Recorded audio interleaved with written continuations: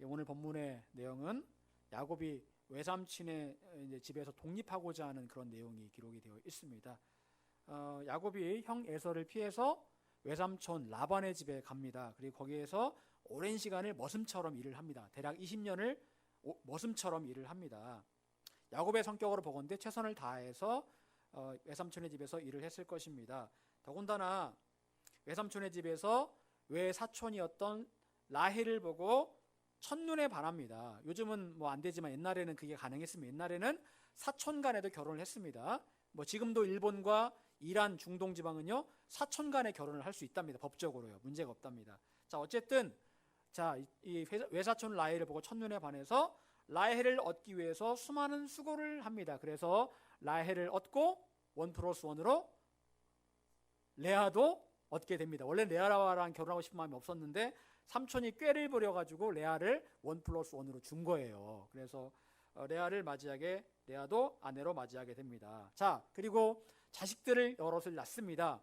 그리고 나서 이제 고향집으로 돌아갈 생각을 하게 됩니다. 하나님께서 말씀하십니다. 너 고향집으로 돌아가라 라고 말씀하셨고, 이미 시간이 20년이 지났기 때문에 형 에서의 마음도 풀렸을 것이다 라고 이제 그런 기대를 하고 이제 화해를 할 수 있겠다라고 생각을 했기 때문에 고향집으로 돌아가려고 합니다. 자, 그리고 이제 돌아가기 전에 품삯을 이제 좀 받아가려고 합니다. 그래서 야곱이 외삼촌에게 제안을 합니다. 어떤 제안을 합니까? 외삼촌이 가진 가축 중에서 아롱진 것, 검은 것, 점 있는 것들은 다 나에게 주십시오.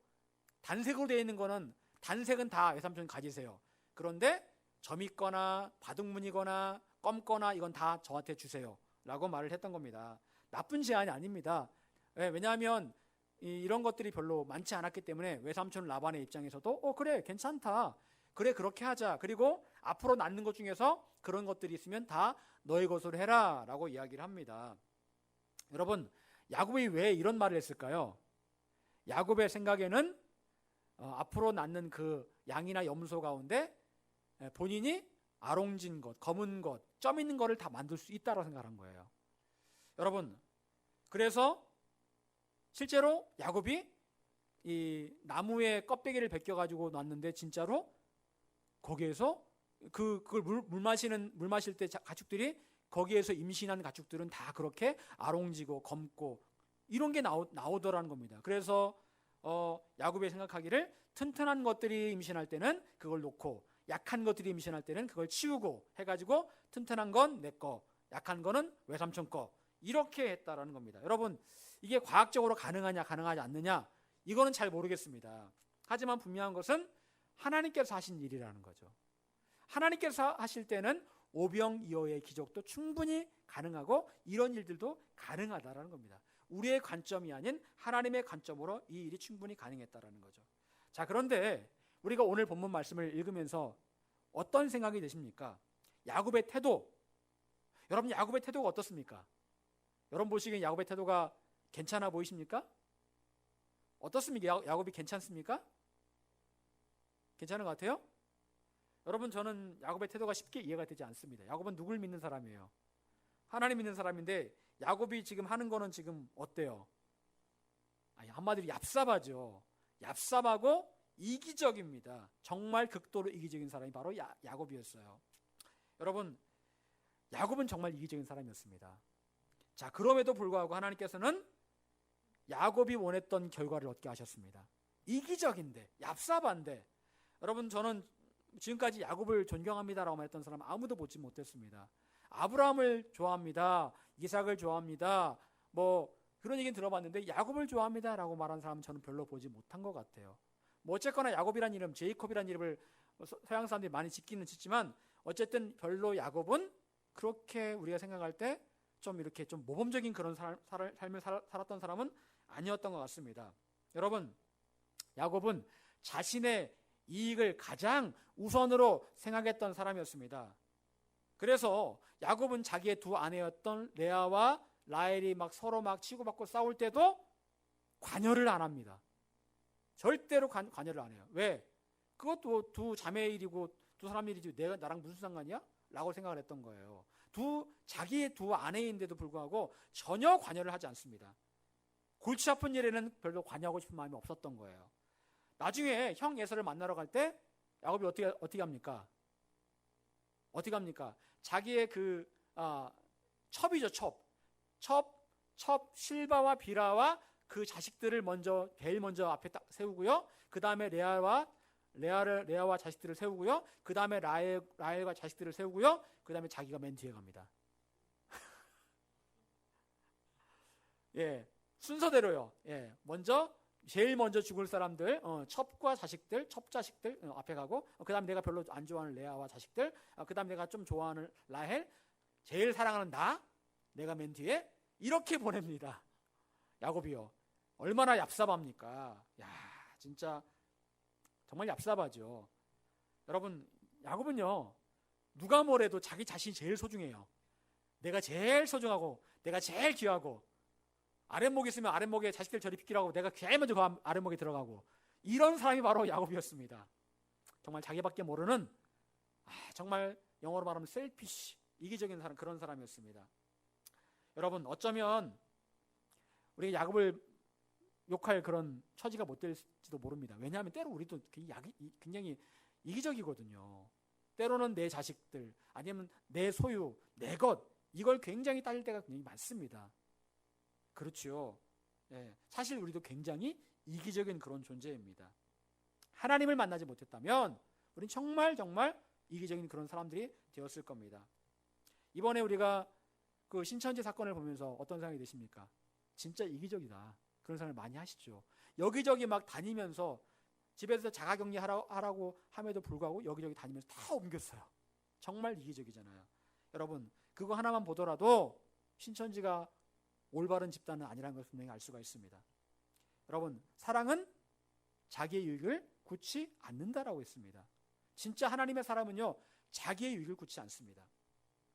여러분, 그런데 신기한 것은요, 지극히 인간적이고 이기적이었던 그 야곱이 하나님께 복을 받습니다.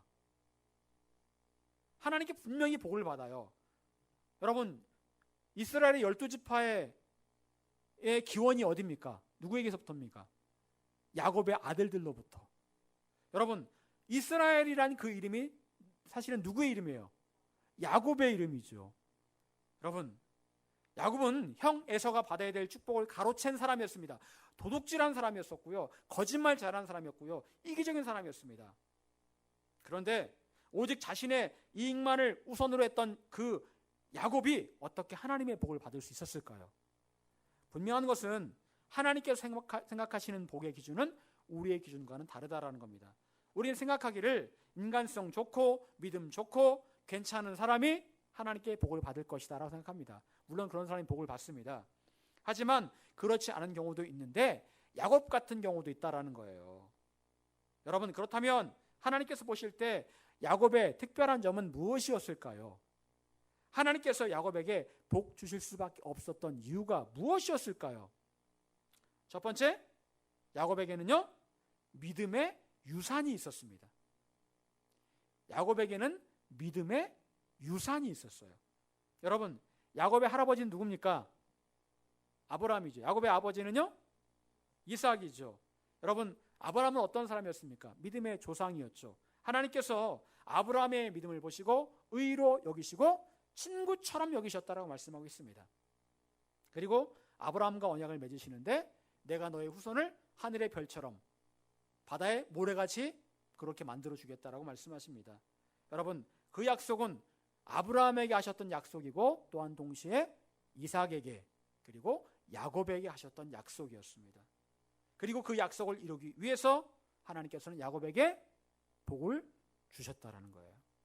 야곱이 어떤 사람이든 상관없이 약속을 하셨기 때문에 믿음의 유산을 야곱이 물려받았기 때문에 그 야곱에게 하나님의 복이 임한 것입니다. 여러분, 믿음의 유산이 얼마나 중요할까요? 믿음의 유산은 굉장히 중요합니다. 디모데후서 1장 5절은 이렇게 말씀하고 있습니다. 이는 내 속에 거짓이 없는 믿음이 있음을 생각함이라. 이 믿음은 먼저 내 외조모 로이스와 내 어머니 유니게 속에 있더니 내 속에 있는 줄을 확신하노라. 여러분, 이건 이 바울이 디모데를 향해서 하는 말입니다. 내가 너의 속에서 믿음을 보았다. 그런데 이 믿음이 너의 외조모, 너의 외할머니 로이스, 너의 어머니 유니게 속에 있던 바로 그 믿음이었구나 라고 그렇게 말하고 있습니다.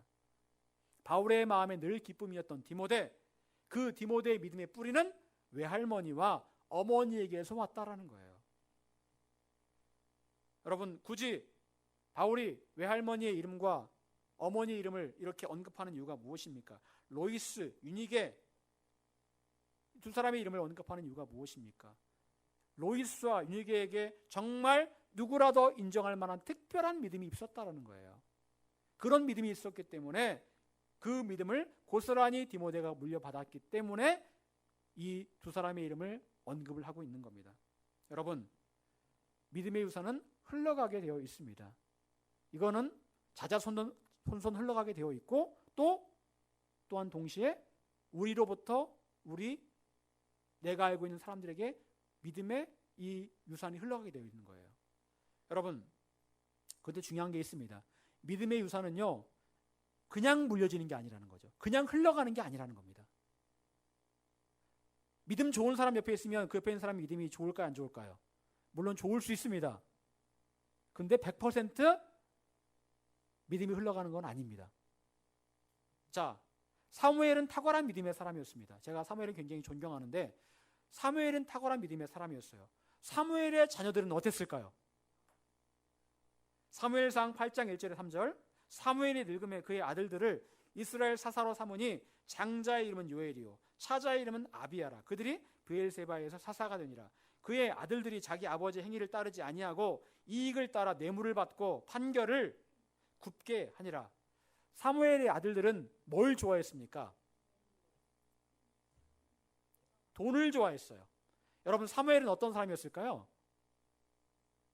신실하고 청렴결백한 사람이었습니다. 여러분, 사무엘이 부자였을까요? 가난했을까요? 아마도 가난했을 겁니다. 아마도. 정확하게는 제가 알 수 없기 때문에 추측하건대 가난했을 겁니다. 왜? 권력을 탐하지 않고 권력에 붙어 사는 사람이 아니었거든요. 권력에 붙어 있으면 돈이 있지만 권력에 붙어 있지 않으면 돈이 없습니다. 여러분, 자, 그렇다면 집에 돈을 가져왔을까, 안 가져왔을까요? 그러면 이 사무엘의 두 아들이 어떤 생활을 했을까요? 너무 가난하니까, 우리 아버지는 치질이도 가난하지? 사람들부터 존경은 받는데 왜 우리 집 맨날 가난해? 옛날에 목사님들이 그러셨거든요. 옛날 목사님들이 진짜 가난하셨어요. 밥도 굶고 정말 가난하셨습니다. 지금의 목회자들은 그렇지는 않지만 옛날엔 그러셨습니다. 여러분, 아마도 그러다 보니까 이 두 아들들이 굉장히 이 물질에 굉장히 이렇게 좀 갈급했던 것 같아요. 그러다 보니까 나중에 사사가 되었을 때 돈의 노예가 되고 말았습니다. 아버지 같은 신실한 사람이 되지 못했어요. 여러분, 어쩌다가 이렇게 훌륭한 아버지 아래서 돈만 밝히는 아들들이 나왔습니까? 안타깝지만 어찌하다 보니 그렇게 되었습니다. 결국 사무엘의 두 아들들은 아버지와 같은 믿음을 갖지 못했고 돈의 노예가 되고 말았습니다. 사무엘이 믿음의 사람이었지만 그 믿음의 유산이 흘러가지 못한 거예요. 여러분, 또 한 예가 있습니다. 여러분, 기드온도 역시 하나님께 신실한 사람이었습니다. 자, 그런데 기드온이 나중에 금으로 만든 에봇을 만듭니다. 그건 잘못한 거죠. 그리고 그 금으로 만든 에봇을 통해서 이스라엘 사람들이 그 에봇을 우상처럼 여기는 일이 벌어지게 됩니다. 기드온에게서 믿음의 유산이 흘러가지 못한 거예요. 그런 일이 또 있었습니다. 여러분, 믿음의 유산은요, 나만 믿음이 좋다고 자손들이 당연히 믿음이 좋을 수는 없습니다. 당연히 좋을 수는 없습니다. 자, 그렇다면 우리는 어떻게 온전한 믿음의 유산을 나와 내 주위의 사람들이나 내 자손들에게 물려줄 수 있을까요? 디모데전서 4장 5절 6절은 이렇게 말씀하고 있습니다. 하나님의 말씀과 기도로 거룩하여짐이라. 내가 이것으로 형제를 깨우치면 그리스도 예수의 좋은 일꾼이 되어 믿음의 말씀과 내가 따르는 좋은 교훈으로 양육을 받으리라. 바울 사도는 좋은 교훈으로 양육받는 방법에 대해서 두 가지를 말씀하고 있습니다. 두 가지는 바로 하나님의 말씀과 기도다. 하나님의 말씀과 기도로 거룩해지고 하나님의 말씀과 기도를 통해서 좋은 양육을 받게 된다라는 겁니다. 여러분, 그렇습니다. 하나님의 말씀과 기도로 우리는 거룩해집니다. 우리를 거룩하게 만드는 것은 바로 하나님의 말씀과 기도예요. 또한 하나님의 말씀과 기도가 있을 때 온전한 양육이 이루어집니다. 그것은 곧 우리 스스로가 하나님의 말씀과 기도로 거룩해짐과 동시에 믿음의 유산을 물려주어야 할 세대가 하나님의 말씀과 기도로 기도의 삶을 살아갈 때에 살아갈 수 있도록 내가 도움을 줄 수 있어야 된다는 거예요. 내 주위의 사람들을 믿음의 사람으로 세우기 위해서 내가 그들로 하여금 하나님의 말씀과 기도로 기도의 삶을 살아갈 수 있도록 도움을 줄 수 있어야 나에게서부터 믿음의 유산이 흘러간다라는 겁니다. 저는 사무엘의 두 아들이 왜 이렇게 돈의 노예가 됐을까를 생각해 볼 때 사무엘은 자신이 매일매일 기도 쉬는 죄를 범하지 않았지만 정작 두 아들이 하나님의 말씀 기도의 삶을 사는 데는 힘쓰지 못했을 것이다 라고 생각을 합니다. 자기는 열심히 기도했어요. 하지만 두 아들들이 열심히 기도하고 말씀 가운데 살아가도록 도움을 주지는 못했던 것 같아요. 왜냐하면 늘 아버지 마음에 두 아들을 향한 미안한 마음이 있었겠죠. 나 때문에 고생하는 두 아들. 여러분, 엘리의 두 아들들이 그랬잖아요. 그런 마음이 있었던 것 같아요. 나 자신에게는 정말 엄격하지만 내 자식에게만큼은 그러지 못했던 그 아버지의 연약한 그 마음들. 그래서 기도해라, 말씀 읽어라 라고 못했던 것 같아요. 그래서 두 아들들이 아마 그렇게 돈의 노예가 되지 않았나라고 생각을 합니다. 여러분, 야곱은 아버지 이삭과 할아버지 아브라함에게서 귀한 믿음의 유산을 물려받았습니다. 그것이 하나님께서 야곱을 축복하셨던 이유 가운데 하나였습니다. 그런데 그것은 단지 우리의 후손들에게 믿음의 유산을 물려주는 것만을 말하는 것이 아닙니다. 여러분 주위에 있는 사람들에게도 이 믿음의 유산이 흘러가게 하십시오. 어떻게요? 그들을 말씀과 기도로 양육하시기를 바랍니다. 그렇게 할 때 믿음의 거룩한 유산이 흘러가게 될 것입니다. 두 번째로, 야곱에게는 게으름이 없었고 포기하지 않는 열정이 있었습니다. 야곱에게는요, 게으름이 없었습니다. 그리고 포기하지 않는 열정이 있어서 하나님께서 야곱을 복 주실 수밖에 없었던 거예요. 여러분, 야곱에게는요, 인간적인 욕심이 있었습니다. 그는 목적을 이루기 위해서 때로 수단과 방법을 가리지 않았습니다. 하지만 동시에 그에게는 하나님을 향한 열정과 열심도 있었습니다. 여러분, 하나님께 사용하신 사람은 어떤 사람일까요? 열정과 열심이 있는 사람이에요.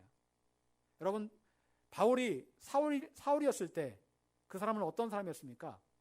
열정과 열심이 있었죠. 열정과 열심이 있었습니다. 그래서 예수님께서 사울을 바울 만드셔 사용하신 거예요. 열정이 있는 사람은요, 열정대로 행하다가 때로 좌절하기도 합니다. 하지만 열정이 식지 않는 한 결국에는 다시 일어나 승리할 수가 있습니다. 여러분, 하나님은 어떤 하나님이실까요?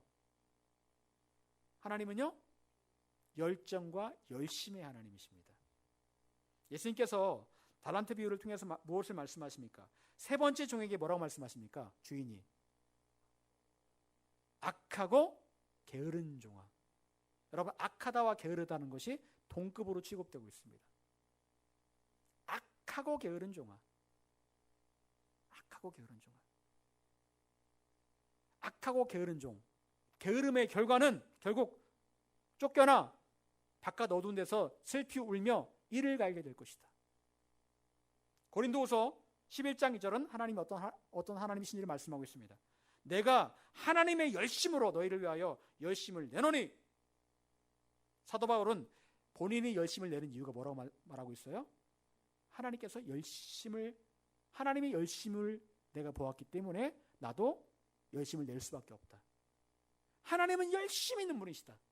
그래서 하나님의 열심으로 내가 너희를 위해 열심을 낸다. 이렇게 고백을 하고 있습니다. 여러분, 하나님은요, 열심을 가진 분이세요. 그리고 게으른 사람을 정말 싫어하십니다. 정말 싫어하세요. 게으르다는 것이 무슨 말입니까? 빈둥빈둥 논다? 그런 말일까요?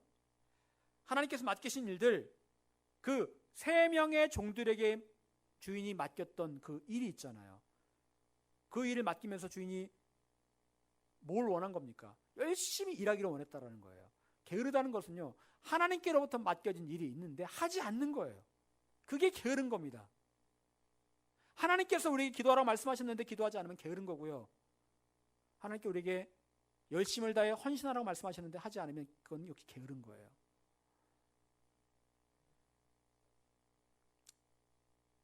여러분, 야곱은 때로 너무도 인간적이고 이기적인 사람이었습니다.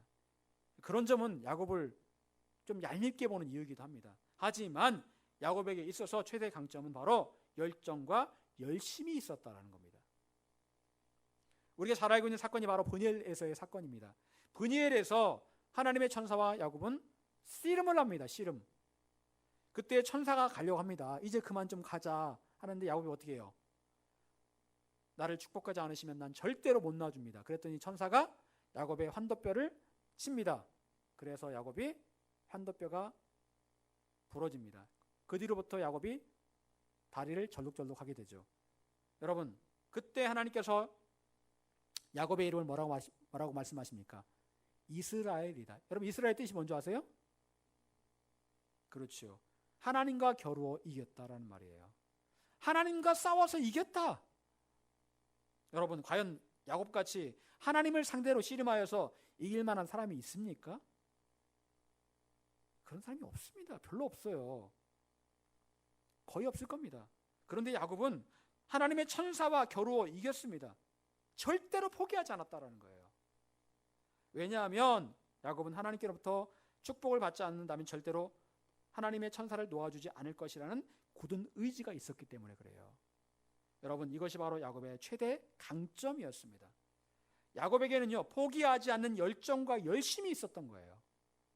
로마서 12장 11절, 부지런하여 게으르지 말고 열심을 품고 주를 섬기라. 부지런하고 게으르지 말고 열심을 품고 주를 섬기라. 여러분, 우리가 진짜 크리스찬이라면 우린 절대로 게으르지 않아야 합니다. 어떤 일에서든지 우리는 게으르지 않아야 되고 부지런해야 됩니다. 그리고 무엇보다 열심을 품고 주님을 섬길 수 있어야 합니다. 요한계시록 3장 19절, 무릇 내가 사랑하는 자를 책망하여 징계하노니 그러므로 내가 열심을 내라. 회개하라. 내가 사랑하는 자를 책망한다. 내가 너무너무 사랑하는데 얘야, 너 열심을 좀 내라. 회개 좀 해라. 하나님께서는 열심을 내지 않는 사람들을 여전히 사랑하십니다. 하지만 열심을 내지 않는 그 모습에 너무나 마음이 아파하세요. 열심을 내라. 회개해라. 신명기 4장 24절, 내 하나님 여호와는 소멸하는 불이시오 질투하시는 하나님이시라. 질투하시는 하나님이시라. 여러분, 하나님은 질투하시는 분입니다. 여러분요, 이 질투한다는 것은 어떤 의미가 있는 겁니까? 사랑하기 때문에, 열심히 있기 때문에 질투하는 거예요. 사랑하지 않으면, 열심히 없으면 질투 안 합니다. 사랑하니까 질투하는 거예요. 사랑의 반대말은 미움이 아니고 무관심이라고 그러죠. 사랑하면 관심을 갖게 되고 그러다 보면 질투도 하는 거예요.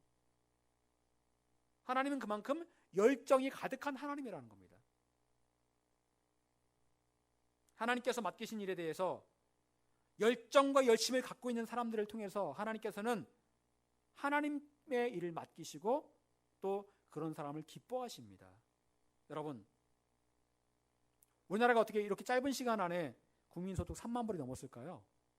이렇게 짧은 시간 안에. 우리나라 그 가계 평균 소득이요 447만 원이랍니다. 현재 평균 가계 소득이 447만 원이래요. 정말 잘 사는 나라가 되었죠. 여러분, 지금 우리나라 지금 뭐 신종 코로나 확진자 엄청 늘어나고 있잖아요. 엄청 늘어나고 있는데 제가 볼 때는 얼마 못 갑니다. 이것도요.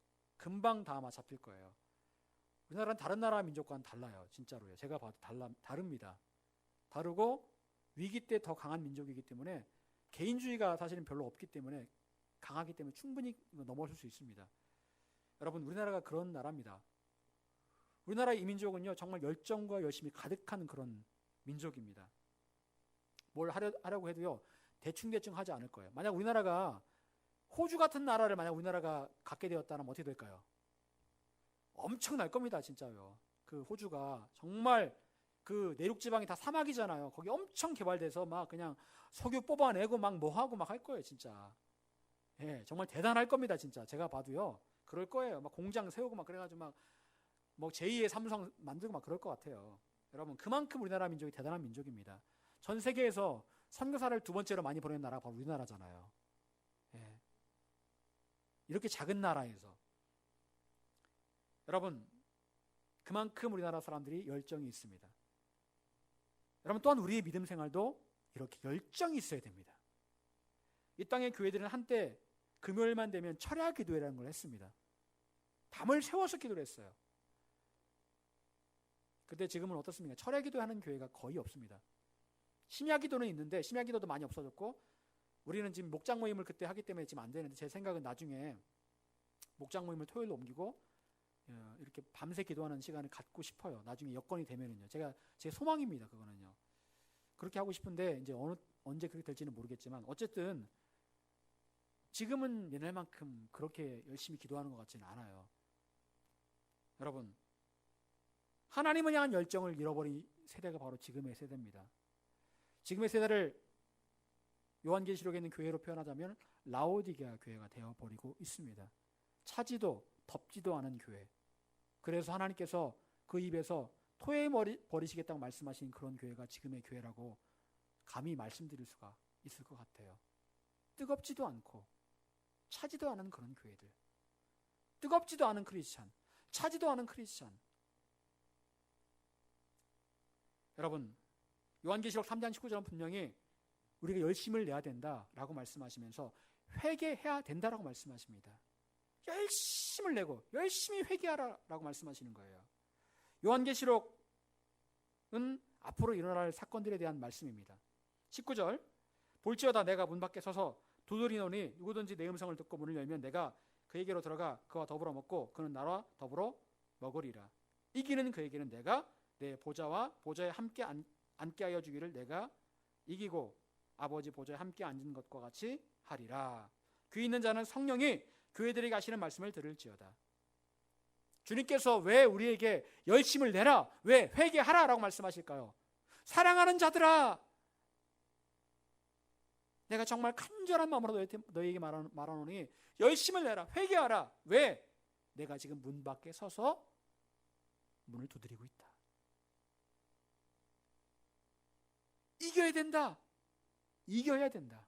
지금 너희 앞에 전쟁이 있다. 이겨야 된다.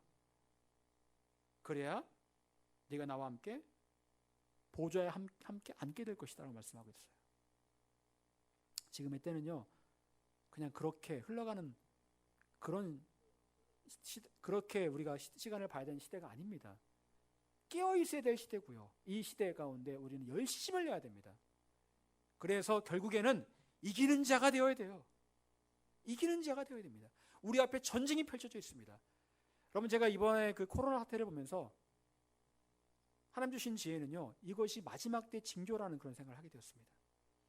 이런 식으로 갈 것 같으면 나중에 정부에서 건강을 위해서 표를 받으라라고 말하면 다 받을 것 같아요.